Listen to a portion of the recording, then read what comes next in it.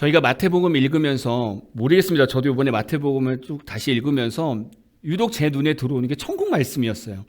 예수님이 생각보다 천국에 대해서 정말 많이 말씀하셨어요.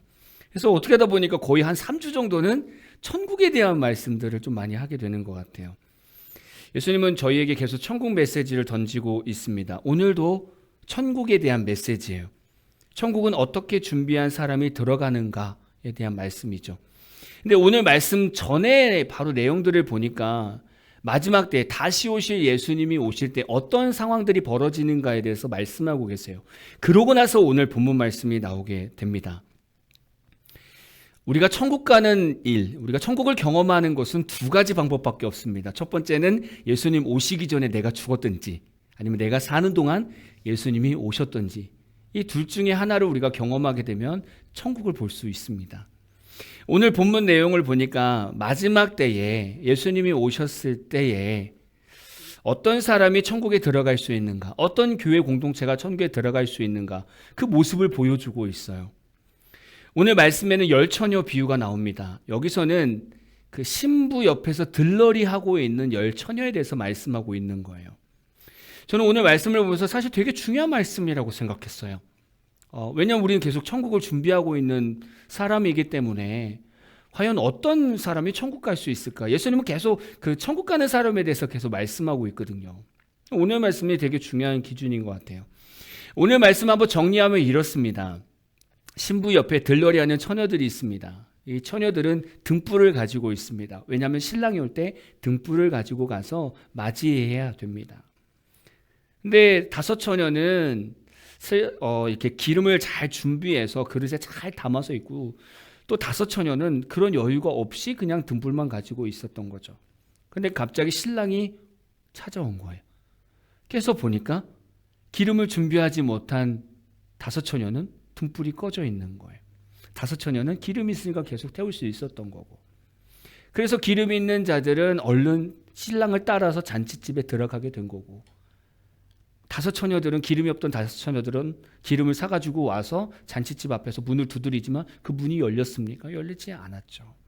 그래서 그 잔치에 참여하지 못했다는 거예요. 그래서 기름을 잘 준비했던 처녀들을 슬기로운 자라고 표현하고 있고, 그 기름을 준비하지 못한 자를 미련한 자라고 표현하고 있습니다. 오늘 말씀을 조금 더 구체적으로 좀 이해가 되려면 그 갈릴리 지역의 결혼 풍습을 좀 이해를 해야 돼요. 그래서 그거를 좀 더 설명을 드리겠습니다. 그 갈릴리 지역에서 결혼을 하려면 그 전에 약혼을 합니다. 남녀가 서로 마음에 들면 약혼을 합니다. 근데 이 약혼이 가벼운 약혼이 아닙니다. 이것도 충분히 법적 결혼과 같은 효력을 가지고 있습니다. 자, 이 시점부터는 이제 신부는 신랑의 소유가 되죠. 그러고 나서 약혼을 했지만 동거는 할 수가 없습니다. 한 1년 정도는 이 남편과 이제 신랑과 신부가 떨어져서 살아갑니다. 짧게는 1년, 길게는 한 2년 정도 떨어져 삽니다.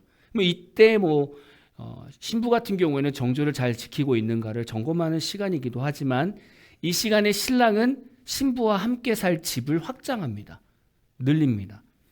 그리고 나서 그 집을 다 지으면 아버지가 그래 이젠 며느리를 데리고 와라, 신부를 데리고 와라. 그러면 이 신랑이 신나게 달려갑니다. 언제 달려가느냐? 대부분 밤에 달려갑니다. 컴컴할 때. 희한하죠. 낮에 가면 얼마나 좋아. 밤에 갑니다. 왜요? 밤에 가야 잘 뛰거든요. 잘 보이거든요. 잘 알릴 수 있거든요. 대부분 그래서 밤에 갑니다. 이렇게 밤에 신랑이 온다는 얘기를 들으면 신부는 늘 대기하고 있어야 돼요. 대략 한 1년 정도 걸리니까 이 신랑이 집을 만들고 있을 때 신부는 세마포, 깨끗한 세마포 옷을 준비해서 날마다 그 옷을 입고 대기 타는 거예요. 우리 신랑이 언제 오나. 선잠 자면서 늘 대기 타는 거예요. 그 옆에 들놀이 하는 처녀들도 등불을 들고 언제 오려나. 이렇게 대기하고 있는 거예요. 그러다가 이제 신랑이 오면 이제 다 같이 신랑을 맞이하러 나가는 겁니다. 신부도 신랑을 맞이하러 나가고 들러리 처녀들도 신랑을 맞이하러 가는데 이때 되게 중요한 건 그 신부들 들러리하는 이 사람들은 의전을 담당하는 거예요. 한마디로 등불을 들면서 신랑을 맞이하는 의전입니다. 그래서 등불을 반드시 가지고 있어야 돼요. 근데 지금 오늘 말씀에서는 5명이 기름이 없는 거예요. 나가려고 보니까 기름이 없는 거예요. 다 떨어진 거죠. 그럼 그런 생각할 수 있잖아요. 그 등불이 뭐가 중요하다고. 그냥 등불 켜 있는 사람 옆에 붙어가지고 빌 붙어가지고 그냥 잔치집 들어가면 되지 않나? 라고 생각할 수 있잖아요. 근데 이때 당시의 결혼 문화를 보면 이런 거예요. 만약에 등불을 들고 있는 이 들러리 처녀들이 만약 기름이 없어요. 기름이 없어서 기름을 사가지고, 오늘 말씀에는 기름을 사가지고 오는데, 만약에 그렇게 하면 들러리를 서는 이 사람들은요 무책임한 행동을 하는 거예요. 그 자기 역할에 무책임한 거예요. 제대로 준비를 안 한 거죠. 또 등불이 없다? 등불이 없다라는 것은 이 사람은 어떤 신랑을 환영할 자격이 상실되는 겁니다. 그래서 잔치에 들어갈 수가 없는 거예요. 그래서 항상 신랑이 올 때까지 기다리기 위해서 충분한 기름을 준비해 두어야 됩니다. 이 두 차이가 있는 거죠. 예수님은 이런 들러리 처녀들의 역할을 비유로 말씀하시면서 천국에 들어갈 교회 공동체나 성도들을 말씀하고 있는 거예요. 오늘 말씀을 좀 더 생각해 보면, 그럼 등불은 뭐냐 이거죠. 등불은, 이들이 들고 있는 등불은 여러 가지로 의미를 볼 수 있겠지만 저는 믿음이라고 표현하고 싶습니다. 믿음. 그리고 두 번째는 지속적인 영성 훈련이다 라고 표현하고 싶어요. 우리가 예수를 영접하면 우리 내면에 예수님이 찾아오십니까? 안 오십니까? 찾아오죠. 주인이 되시죠. 그러면서 예수님이 우리 삶의 빛이 되신다고 말씀하잖아요. 그게 등불이에요. 예수님이 우리 삶 가운데 오면 믿음이라는 빛이 생기죠. 등불이 생깁니다. 근데 이 믿음의 빛이 꺼지지 말아야 돼요. 그렇죠? 예수님이 내 안에 주인이 오셨는데 이 빛이 꺼지지 말아야 돼요. 꺼지지 않는 방법이 뭐냐 이거죠. 그것은 영성생활이라는 거예요. 주님과 함께 살아가는 영성생활이 계속 우리 삶 가운데 지속적으로 되어야 이 불이 꺼지지 않는다는 거예요. 그럼 가장 근본적인 영성생활을 뽑는다면 두 가지밖에 없어요. 늘 말씀드리지만 첫 번째, 말씀과 말씀을 실천하는 겁니다. 말씀을 늘 읽는 겁니다. 우리 내면에 계신 성령님을 활성화하는 방법 중에 하나가 말씀을 읽는 거예요. 왜냐하면 우리 안에 계신 성령님은 우리가 말씀을 읽은, 묵상한 말씀을 가지고 우리한테 말씀하시거든요. 우리가 음성을 준단 말이에요. 그 말씀을 가지고 역사하신단 말이에요. 그러니까 우리가 말씀을 읽어야 돼요. 늘 말씀을 읽고 묵상하고 그 말씀대로 실천해 가야 됩니다. 되게 중요한 부분이거든요. 근데 사실 성경을 읽다 보면, 지금도 우리가 레위기를 넘어갔는데 사실 레위기 어렵습니다. 읽다 보면 이게 무슨 소리인지, 어떻게 제사를 드리라고 하는 건지 도대체 모를 수 있어요. 여러분 마태복음 읽을 때가 편하셨죠? 근데 레위기 읽으면 마음이 힘들어질 수 있어요. 근데 성경은 그렇습니다. 성경은 성령님께서 비춰주셔야만 깨달을 수 있어요. 그렇죠? 비춰주셔야 돼요. 그러니까 사실 저희가 읽다 보면 모르는 내용들이 많습니다. 되게 신기한 건 국어잖아요. 한글로 되어 있잖아요. 근데도 못 알아들어요. 한글로 써 있는데 우리가 읽으면 못 알아들어요. 무슨 내용인지 몰라요. 내용은 알죠. 내용은 아는데 무슨 의미인지 몰라요. 물론 요즘에는 인터넷에 주석도 잘 되어 있어가지고 검색하면 충분히 해석도 뜹니다. 그렇게 해도 이해가 잘 안 되는 부분이 있어요. 그래서 성령께서 비춰주셔야 돼요. 이 말씀으로 너가 나는 이렇게 살기를 원한다? 이 관계가 되어 있어야 돼요. 그러려면 매일 말씀을 조금이라도 읽어야 돼요. 그게 영성생활의 중요한 부분이고, 두 번째는 기도생활입니다. 성경 말씀이 우리의 마음의 불을 태워줄 수 있는 장작이라면 기도는 그 장작불을 태워줄 수 있는 불입니다. 말씀을 읽었다면 그 말씀에서 깨달아진 것 가지고 붙들고 기도해야 돼요. 그래야 내 안에 계신 성령께서 계속 활성화된다는 거예요. 저희 교회에 오셔서 특별한 부분을 찾으신 분들이 있을 수 있을 것 같긴 한데, 많은 교회들은 말씀 끝나고 나서 그냥 설교자가 대표기도 하고 끝납니다. 근데 저희는 꼭 하는 게 있어요. 찬양 부르고 같이 통성기도를 합니다. 저는 사역 맨 초반부터 계속 이걸 했던 것 같아요. 어느 교회 가든지. 왜 그랬을까요? 우리가 설교 말씀 가운데 우리가 말씀을 듣다 보면 도전이 되는 말씀도 있고 찔리는 말씀도 있고 결단해야 되는 말씀들이 있어요. 분명히 우리 마음에 새겨지는 말씀들이 있어요. 그 말씀이 있는데 그 말씀 끝나고 나서 기도를 하지 않으면 우리 마음판에 제대로 새겨지지 않는다는 거예요. 그리고 우리가 하나님 앞에 그렇게 기도하지 않으면 그 말씀을 금방 잊어버려요. 그래서 저는 말씀을 들었으면 같이 찬양하고 기도하자는 얘기가 오늘 여러분 가운데 스스로가 깨달은 것이 있으면 그 말씀 붙들고 내가 한 주 이렇게 살겠습니다. 지금 결단하자는 거예요. 지금. 이걸 포장해 가지고 내가 월요일에 화요일에 기도해야지. 그렇게 하면 말씀 다 잊어버린다는 거예요. 오늘 내가 깨달은 게 있으면 오늘 내가 하나님한테 기도하면서 내가 결단하거나 내가 회개하거나 내가 내려놓거나 오늘 하라는 거예요. 그래야 그 말씀이 나의 능력이 되는 거예요. 그래서 말씀과 기도는 같이 가야 됩니다. 이게 영성생활이에요. 이게 잘 되어야 우리 안에서 믿음의 등불이 계속 켜 있는 거예요. 그래서 이 말씀과 기도는 꼭 교회에서만 하는 게 아니라 여러분 댁에서도 또 차 안에서도 꾸준하게 하실 수 있습니다. 이렇게 우리 내면의 등불이 꺼지지 않는 것이 영성생활입니다. 말씀과 기도인데 오늘 말씀 보니까 등불을 든 처녀들이 등장합니다. 10명의 처녀가 등장하는데 5명은 슬기로운 처녀라고 말하고 있고 5명은 미련한 처녀들이라고 말씀하고 있어요. 그럼 슬기로운과 미련한이라는 단어의 뜻이 뭘까? 슬기로운은 신중한, 분별력이 있는, 마음으로 깊이 생각하는 사람이 슬기로운 사람입니다. 그럼 미련한 사람은 지혜 없는, 분별 없는 이라는 의미가 있어요. 그래서 슬기로운 처녀는 끝까지 잘 준비한 사람을 말하고요. 미련한 처녀는요, 중간에 포기하고 준비를 멈춘 사람을 얘기합니다. 슬기로운 처녀들과 미련한 처녀들의 차이는 뭐예요? 기름은 다 갖고 있고 어느 정도 있었고 등불도 있었어요. 단 미련한 5처녀는 신랑이 올 때까지 버틸 수 있는 기름을 준비하지 못한 거예요. 넉넉한 기름을 준비하지 못한 거죠. 이 땅의 성도는 두 부류로 나눠집니다. 첫 번째 부류는 예수님이 오시는 그날까지 늘 성령 충만함 안에서 거하기를 원하는 성도들이 있고요. 또 다른 부류는 처음에는 믿음으로 시작했지만 어느 순간 여러 가지 어려움 때문에 그냥 이렇게 타협하고 저렇게 타협하다 보니까 신앙생활도 반쪽, 세상 일도 반쪽 이렇게 돼버린 거예요. 이렇게 돼버리면 어느 순간 신앙생활도 멈추게 되는 거예요. 교회만 올 뿐이지 내가 성령 충만함으로 살지 못하는 상태가 됩니다.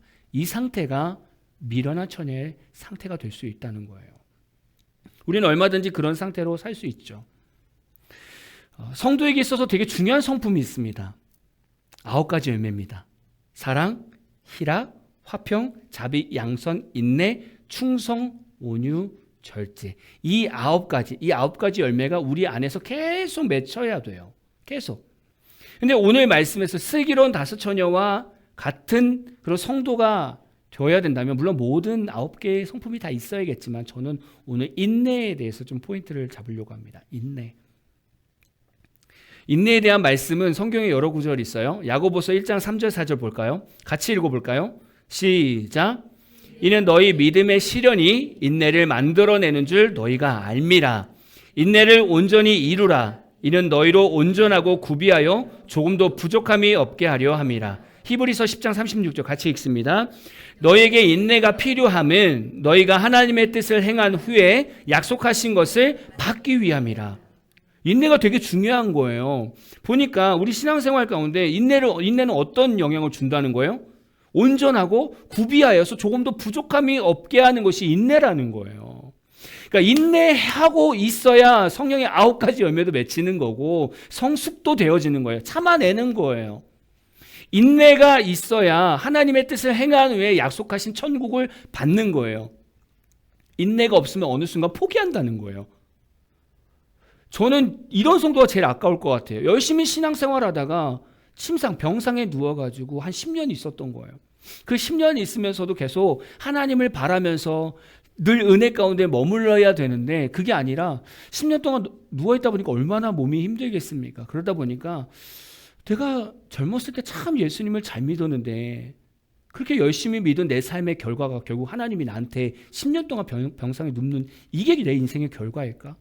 이렇게 생각하면서 죽기 직전에 예수 괜히 믿었다 라고 고백하면 그 순간 이 성도는 인내를 버린 거예요. 그러면 하나님의 뜻대로 열심히 살다가 마지막에 이 천국을 받는 이 약속 이것을 받지 못한다는 거예요. 내가 죽는 그날까지 끝까지 참아내야 되는 거예요. 아니면 예수님이 오실 때까지 우리는 끝까지 참아내야 되는 거예요. 그게 신앙생활인 거예요. 그 끝까지 버틸 수 있는 게 인내라는 거예요. 과연 우리 신앙생활 가운데 인내가 있을까요? 참아내는 힘이 있을까요? 인내 한번 정의를 보자는 거예요. 인내는 헬라어로 히포모네입니다. 히포모네. 아래에서 머물다. 좀 더 풀어보면 무거운 것을 들고 계속 서 있는 상태. 이게 인내인 거예요. 성경적으로 보면 내게 주어진 환경이 아무리 힘들어도 그 환경 아래서 버티고 서 있는 자세가 인내입니다. 이렇게. 여러분 한 주 동안 얼마나 피곤하시고 얼마나 고생하셨어요. 그 사회생활에서 오는 어려움들, 또 가정 안에서 자녀들을 키워야 되는 어려움들, 또 교회 안에서 함께 성장할 때 또 같이 맞춰가면서 어려움들, 이 무거운 짐들이 있잖아요. 이거를 위에다 지고 가만히 서 있는 게 인내인 거예요. 언제까지? 예수님 오실 때까지, 아니면 내가 주님 앞에 가는 그 순간까지. 예수님 이걸 뭐라고 말씀하시냐면 자기 십자가라고 표현해요. 무겁게 지고 있는 거죠. 끝까지 지고 있는 겁니다. 우리 신앙생활에 이 인내가 정말 중요하다는 거예요. 미련한 다섯 처녀는 등불을 항상 준비하고 기다리는 인내를 버리고 그냥 편안하고 안락한 삶을 먼저 선택한 거겠죠. 우리 생활 속에서 인내라는 성품이 얼마나 많이 필요합니까? 사실 공부하는 우리 학생들에게도 필요하고 직장 생활하는 분들한테도 인내라는 것은 너무 필요합니다. 우리 학생들이 제일 힘들 때가 이제 시험 기간인데, 시험 기간에 이제 공부하다 보면 이제 더 외워야 될 분량이 있는데 고민되는 거죠. 이거를 시험을 때려치고 그냥 자? 아니면 이거 끝까지 외워? 이 고민 안에서 사실 늘 힘들어 한단 말이에요. 근데 인내를 선택하면 끝까지 외운다는 거예요. 근데 인내를 포기하면, 견디는 걸 포기하면 잠을 잘 수밖에 없어요. 제가 옛날에 신학대학원에 다닐 때 저랑 같이 지내던 룸메이트 전사가 있었습니다. 되게 친한 전사인데 그때 수업 중에 조직신학이라고 있어요. 되게 말로 그냥 엄청나게 수업하는 그런 내용이었는데 이 수업은 시험이 아주 단순합니다. 그냥 답안지 주고요. 이만한 대학교 답안지 주고 배운 데서 배운 데까지예요. 문제가 없습니다. 그래서 그냥 수업 들은 거를 늘 필기를 잘해야 되고 정리를 잘 해놔야 돼요. 그리고 그걸 달달달 외워야 돼요. 예. 그리고 점수 잘 맞으려면 그거 이만한 답안지를 앞뒤로 해서 2장을 써야 돼요. 그러니까 며칠 동안 외워야 돼요. 제 동기랑 도서관에서 외우다가 동기가 와 도저히 못 외우겠다. 너무 피곤하고 힘들다. 그래서 뛰쳐나갔어요. 뛰쳐나가고 저는 시험 보고. 당연히 시험을 제대로 안 봤으니까 동기는 F 맞았죠. 그 다음 학기인가 다시 혼자서 그 힘든 수업을 다시 들어야 되는 거예요. 죽으려고 하더라고요. 이거 어떻게 또 외우냐고. 간신히 패스한 기억이 납니다. 그 친구는 그 동기는 외우다가 너무 힘드니까 그냥 쉬는 걸 선택한 거예요. 조금만 버텼으면, 조금만 더 외워서 그냥 썼으면 중간 점수라도 나왔을 건데 버티지 못하고 그냥 내려놓은 거죠. 또 우리가 힘든 일을 하다 보면 많은 고민을 합니다. 정말 힘든 일을 하는데 시험 할까? 아니면 빨리 최선을 다해서 그냥 힘든 거 참아내고 끝까지 그냥 빨리 끝낼까? 사실 직장 생활 하신 분들은 이 두 가지 늘 고민하고 있거든요.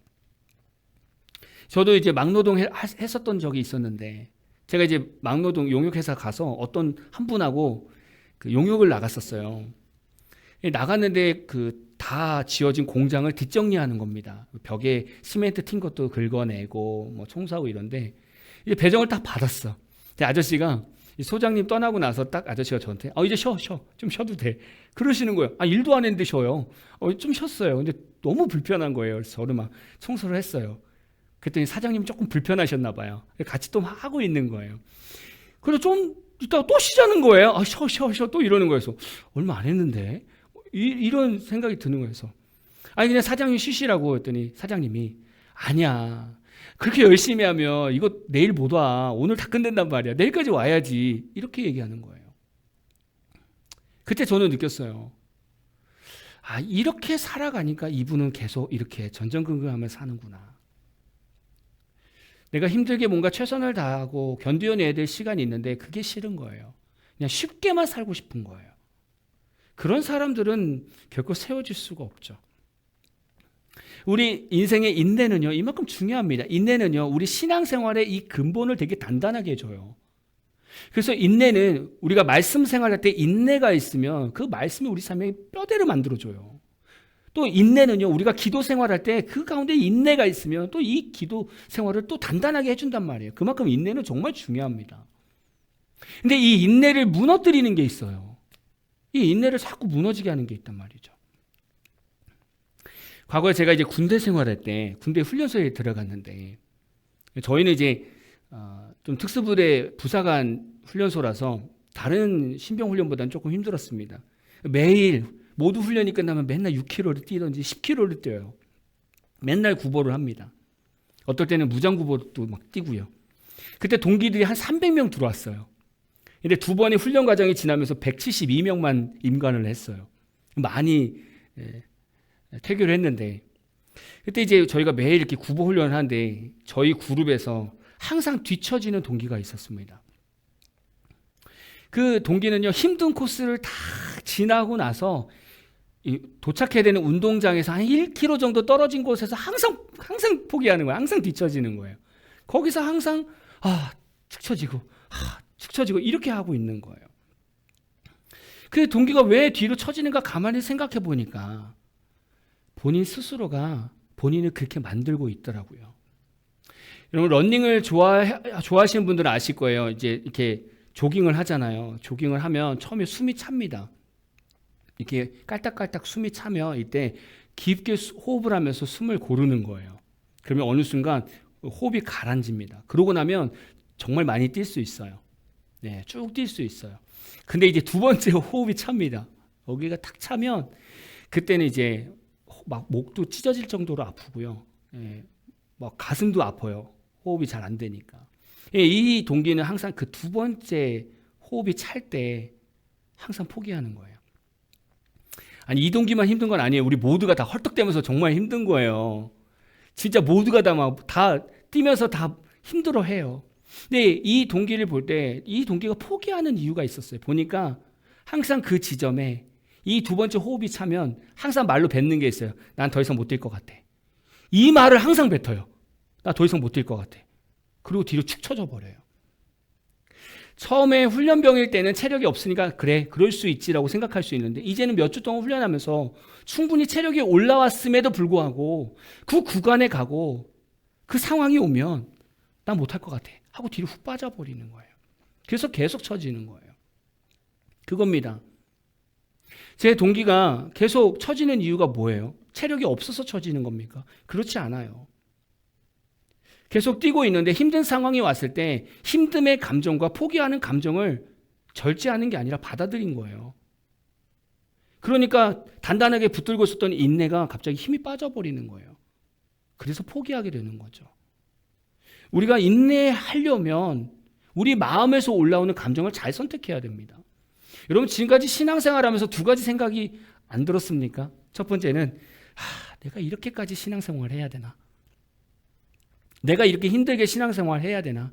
이 생각 안 해보셨습니까? 두 번째, 이렇게 힘들더라도 나는 끝까지 참아봐야지. 이 두 가지 생각은 항상 들 거예요. 신앙생활 하면서도 항상 들 거고, 직장생활도 똑같을 겁니다. 사업할 때 똑같고, 내가 이렇게까지 일을 해야 되나? 이런 생각이 들 때도 있고, 아니야, 버텨보지 뭐. 이 두 가지 생각이 항상 든단 말이에요. 근데 인내를 무너뜨리는 생각이 앞에 거라는 거죠. 내가 굳이 이렇게까지 해야 되나?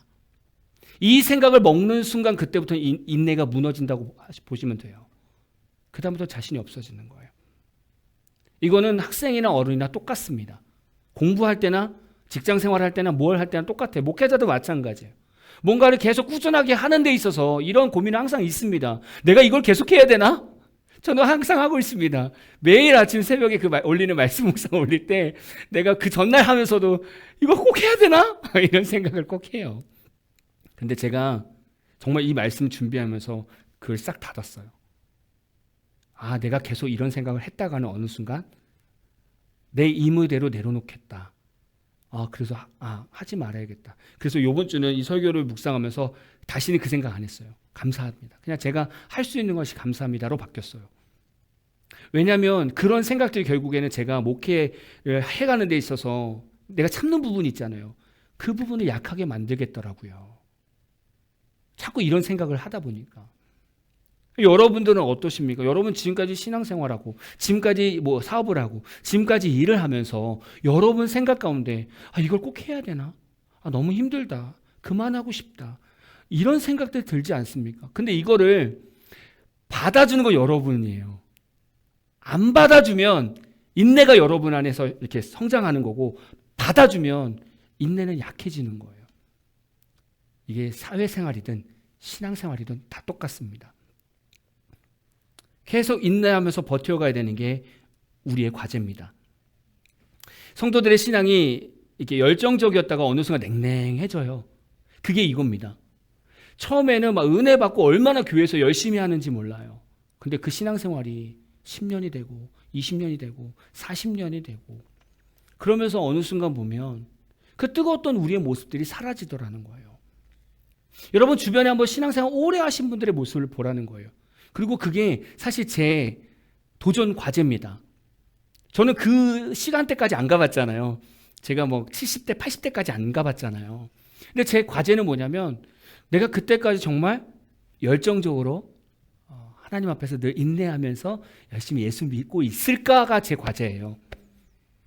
잘 버티고 있을까? 한마디로 늘 기름을 준비하면서 내가 등불을 들고 있을까? 그게 제 과제예요. 여러분 주변에 오래 신앙생활 하신 분도 한번 보시라는 거예요. 이론적으로 생각하면 저희들보다 살아있는 말씀을 더 많이 들었단 말이에요. 목회자 기준으로 생각하면 어르신 목사님들이 저보다 살아있는 말씀들을 훨씬 더 많이 선포했단 말이에요. 그럼 저보다 훨씬 더 순수해야 되고 저보다 훨씬 더 뜨거워야죠. 물론 체력이 떨어졌기 때문에 표출되는 열정은 적을지라도 저거 우리의 신앙 자체는 좀 더 순수하고 어린애와 같아야 되고 뭔가 잘 준비된 그런 신부로서 서 있어야 되지 않을까요? 이론상으로는. 근데 우리가 생각하는 성도들 한번 보시라고요. 그렇지 못한 분들이 훨씬 더 많아요. 왜 그럴까요? 신앙생활은 쉽지 않습니다. 내가 오늘 믿음으로 결단했다고 해서 내일 또 믿음의 결단하는 게 쉬운 게 아니에요. 내일 똑같은 일이 벌어지면요 또 어려워요. 그래서 또 인내해야 되는 거예요. 내가 오늘 기도를 1시간 해서 잘했다. 너무 잘했다. 그렇다고 해서 내일 기도 1시간이 쉬워지느냐? 절대 쉬워지지 않아요. 또 힘들어요. 신앙생활은 그래요. 그러니까 우리가 지금 신앙생활 하는 거나 70세, 80세 돼서 신앙생활 하는 것이나 똑같이 힘들다는 거예요. 문제가 터지면 기도하고 하나님 응답 올 때까지 기도하고 이렇게 살 때가 있는가 하면 어느 순간 보면 나이 들어서 이제 뭘 그렇게 살아보니까 뭐 기도해도 거기서 거기고 내 뜻대로 살아도 거기서 거기고 그냥 교회 가서 그냥 타협하면 대충 살면 되지 뭐. 어느 순간 우리가 그 마음을 먹는다고요. 그때부터 인내는 사라지고요. 타협이 생기고요. 평안한 신앙생활을 자꾸 선택하려고 해요. 그러다 보니까 이게 끝까지 어린애와 같은 신앙이 유지되는 게 아니라 어느 순간 죄성이 자리를 잡기 시작해요. 그래서 우리가 어른들하고 신앙적인 대화를 할 때 참 신앙 순수하다. 너무 도전이 된다. 이런 분들을 만나면 그게 있는 거예요. 끝까지 견디는 그 인내가 있는 거예요. 제가 초반에 왔을 때 그 한림에 있는 그 성도님 한 어머니가 계셨어요. 권사님이신데 저는 그 권사님 모습을 통해서 저는 그 어린애와 같은 순수한 신앙을 봤어요. 지금은 돌아가셨지만 너무너무 순수했어요. 목회자고 그분은 권사님이시고 물론 연세가 있으시지만 권사님이시지만 제가 너무 존경한다고 했어요. 왜냐하면 그 신앙을 끝까지 가져왔으니까. 이게 어렵다는 거예요, 사실은. 우리가 신앙생활하면서 인내를 포기하는 순간 우리 신앙생활은 무너진다는 거예요. 오늘 말씀 보니까 오늘 말씀 이후에 예수님께서 또 뭐라고 말씀하시냐면 달란트 비유도 말씀하고 계시고 또 천국에 들어가는 의인과 들어가지 못하는 사람에 대해서도 말씀하고 있어요. 그렇다고 한다면 우리가 인내를 가지고 우리 삶을 살아갈 때 그럼 어떻게 살아갈 것인가? 결론적인 말씀을 좀 보고 말씀을 마무리하려고 합니다. 마태복음 25장 31절에서 46절 보니까 예수님께서 뭐 양과 염소 비유를 하시면서 누가 천국에 가고 누가 지옥에 가는가 이 부분을 정확하게 나눠주셨어요. 제가 우리말 성경으로 제가 좀 쭉 읽어갈게요.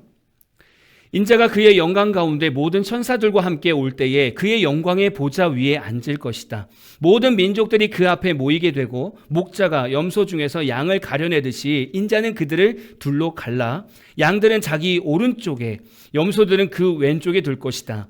그때 그 왕이 오른쪽에 있는 사람들에게 말할 것이다. 이리 와서 세상의 창조 때부터 너희를 위해 마련해 두신 나라를 상속하라. 너희는 내가 배고플 때 먹을 것을 주었고 내가 목마를 때 마실 것을 주었으며 내가 나그네 되었을 때 나를 맞아들였다. 내가 헐벗었을 때에 옷을 입혀 주었고 내가 병들었을 때 돌봐 주었으며 내가 감옥에 갇혔을 때 나를 찾아 주었다. 그때 의인들이 대답할 것이다. 주여, 언제 주께서 배고프신 것을 보고 우리가 먹을 것을 드렸으며 언제 주께서 목마르신 것을 보고 우리가 마실 것을 드렸습니까? 언제 주께서 나그네 되신 것을 보고 우리가 맞아 드렸으며 언제 주께서 헐벗으신 것을 보고 우리가 입을 것을 드렸습니까? 언제 주께서 병드시거나 감옥에 갇히신 것을 보고 우리가 찾아갔습니까? 왕이 대답할 것이다. 내가 진실로 너에게 말한다. 무엇이든지 너희가 여기 있는 내 형제들 중 가장 보잘것없는 사람에게 한 것이 곧 내게 한 것이다. 그러고 나서 왕은 왼쪽에 있는 사람들에게 말할 것이다. 이 저주받은 사람들아, 내게서 떠나 마귀와 그의 부하들을 위해 마련된 영원한 불 속으로 들어가라. 너희는 내가 배고플 때 먹을 것을 주지 않았고 내가 목마를 때 마실 것을 주지 않았다. 내가 나그네 되었을 때 너희는 나를 맞아들이지 않았고 내가 헐벗었을 때 입을 것을 주지 않았다. 내가 병들고 감옥에 갇혔을 때 너희는 나를 보살펴 주지 않았다. 그들 역시 대답할 것이다. 주여, 주께서 배고프시거나 목마르시거나 나그네 되시거나 헐벗으시거나 병드시거나 감옥에 갇히신 것을 언제 우리가 보고 돌보지 않았다는 말씀입니까? 왕이 대답할 것이다. 내가 진실로 너에게 말한다. 무엇이든지 너희가 여기 있는 사람들 중 가장 보잘것없는 사람에게 하지 않는 것이 곧 내게 하지 않은 것이다. 그러므로 그들은 영원한 벌에, 의인들은 영원한 생명에 들어갈 것이다. 아멘. 우리가 예수 믿으면서 어떻게 세상에서 살아가야 되는가를 명확하게 예수님 말씀하고 있어요. 의인은 우리가 살아가면서 힘든 사람, 어려운 사람, 나보다 약한 사람들 계속 돌보면서 살았다는 거예요. 근데 예수님은 그걸 뭐라고 말씀하시냐면, 야, 네가 나한테 그렇게 했구나. 근데 의인이 물어보는 거예요. 저희가 언제 그렇게 했어요? 이 보잘것없는 사람한테 한 것이 곧 나한테 한 것이다. 근데 불의한 자는 그 의인이 했던 행동을 하나도 안 한 거예요. 이게 우리가 어떻게 살아가야 되는가에 대한 결론입니다. 여러분, 이게 신앙생활이잖아요. 의인이 해간 삶이 사랑 실천해가는 실제 신앙생활이라고요. 근데 이게 어느 순간 멈춘다는 거예요. 내가 하기 귀찮은 거죠. 이제는 사랑 베풀기가 너무 귀찮은 거예요. 다른 사람 품기 너무 귀찮은 거예요. 다른 사람 사랑해 주는 거 너무 귀찮은 거예요. 다른 사람 도와주는 거 너무 귀찮은 거예요. 그래서 멈추는 거예요. 이게 멈추면 미련한 다섯 처녀가 되는 거고요. 이렇게 사랑의 실천을 계속 해가면 우리는 슬기로운 다섯 처녀로 주님 앞에 서게 된다는 거예요. 지금 시대는 인내를 하지 못하는 시대인 것 같아요. 우리 학생들을 볼 때도, 우리 세상에 있는 학생들을 볼 때도 늘 인내 앞에서 무너지는 것 같아요. 금방 포기한다는 얘기예요. 어른들도 마찬가지입니다. 꾸준하게 주님 앞에서 달리는 그 신앙생활을 갖기가 참 어려운 시대가 되었습니다. 이제 우리가 한 주간 동안 살아갈 텐데 우리가 한 주간 동안 해야 되는 것은 말씀과 기도를 멈추지 않는 거예요. 여러분, 이건 여러분 자신과의 싸움입니다. 이거는 누가 해줄 수 없는 거예요. 여러분 자신이 해야 되는 겁니다. 또한 지극히 작은 것을 돌아볼 수 있는 사랑의 실천을 멈추지 말아야 돼요. 여러분, 뭐 돈으로 누군가를 섬기는 것만 돌보는 게 아니에요. 누군가가 힘들 때 같이 얘기 들어주고 격려해 주는 것도 도와주는 거예요. 아까 그랬잖아요. 예수님이 감옥에 갇힌 자도 헐벗은 자도 다 돌아봤다는 거예요. 우리가 한 주간 동안 한번 그렇게 살아보자는 거예요. 그리고 우리 성도님들끼리도 서로 일주일에 한 번이라도 교제하면서 누구 집사님 잘 지내세요? 이렇게 안부도 한번 서로 전했으면 좋겠어요. 이제는 좀 이게 몸에 좀 배는 실천했으면 좋겠어요. 저도 생뚱맞게 한번 안부를 전하겠습니다. 여러분도 생뚱맞게 전해주세요. 그리고 성도들끼리도 생뚱맞게 잘 지내세요? 뭐 식사는 하셨어요? 네, 그렇게 카톡을 지내면서 힘든 일은 없는지, 또 마지막 마무리할 때는 격려하면서 서로 격려하면서 응원해주는 그런 메시지를 전한다면 우리는 슬기로운 다섯 처녀처럼 뭔가 인내함을 가지고 천국을 준비하는 성도이며 교회가 되지 않을까라는 묵상을 해봅니다. 여러분 한 주간 동안 주님 안에서 승리하기를 진심으로 축복합니다.